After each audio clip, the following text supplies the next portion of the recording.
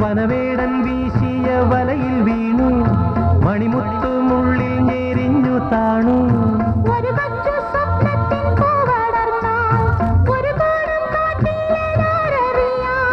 ഒരു കുഞ്ഞുമെഴുതിരി ഉരുകും പോലെ കരയുമ പെൺകിളി കാത്തിരുന്നു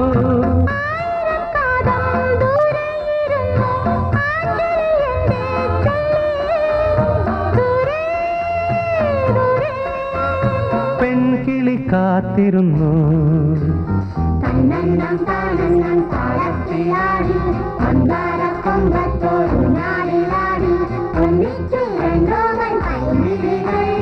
പൊന്നാനം